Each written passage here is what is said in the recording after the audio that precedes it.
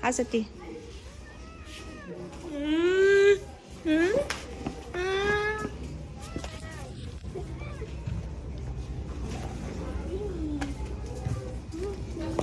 At nang maranasan na niya makaligo sa dagat, ngayon naman ay maliligo kami sa swimming pool. Gustong-gusto rin niyang maligo sa pool. Pero sa halip na pumunta kami sa pool, nagdire-diretso siya papunta sa may buhangin. Kaya naman niyaya ko ulit ito papunta sa loob. Upset siya that time. Kasi naman gusto niya agad maligo sa pool, ay hindi naman agad pwede. Kaya naman nang sigurado na siya na nasa pool na, ayan, masaya na ulit siya. Syempre, practice ulit kami ng waiting skills habang nag-aayos kami ng mga gamit dito sa kabilang side. Kalmado naman siya habang nag-iintay kasi alam niya pagkatapos namin mag-ayos ay maliligo na siya. At ayan na nga ang kanyang iniintay, nakapaligo na siya kasama si baby. At dahil nga hindi pwedeng magtagal sa tubig si baby ay si Alexa na lang ang natirang maligo. Tuwing maliligo kami sa pool, lagi siyang may timbulan sa braso para sigurado kaming hindi siya malulunod dahil hindi siya marunong lumangoy. Dahil ang swimming pool na ito ay simula sa mababaw hanggang sa palalim ng palalim. Dahil wala siyang sense of danger, kaya ayan kahit nasa malalim, sige, langoy pa rin. Buti na lang may timbulan siya sa braso. Pero nakakatuwa lang kasi habang nagtatagal kami dito ay natututo na siyang magpalangoy-langoy. Nalutang din naman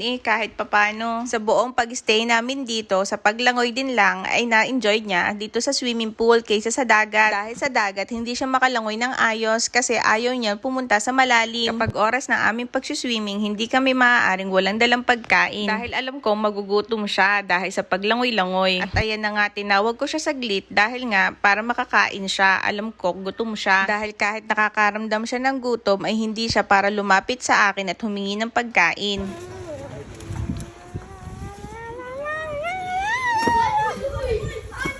Dahil nga ilang araw na rin kaming nandito, ayan, kumakanta na siya. Na-enjoy na niya talaga ang pagligo sa swimming pool. Tuwing nandito kami, may set akong time. Dahil nga ang routine namin sa buong araw ay sa umaga ay sa dagat, sa hapon ay dito sa swimming pool. Nakaset sa akin na tuwing alas 5 ay kakain siya ng merienda. At nung ultimong araw na niya ng pagligo, nilubos-lubos na ni Alexa ang pagligo sa swimming pool. Sa sobrang kampante na niya dito ay inalis na niya ang kanyang timbulan sa braso. Pero nakabantay naman ang kanyang daddy dun sa gilid. Enjoy na enjoy siya habang lumalangoy. At palagi niyang hawak yung goggles pero hindi naman niya ginagamit.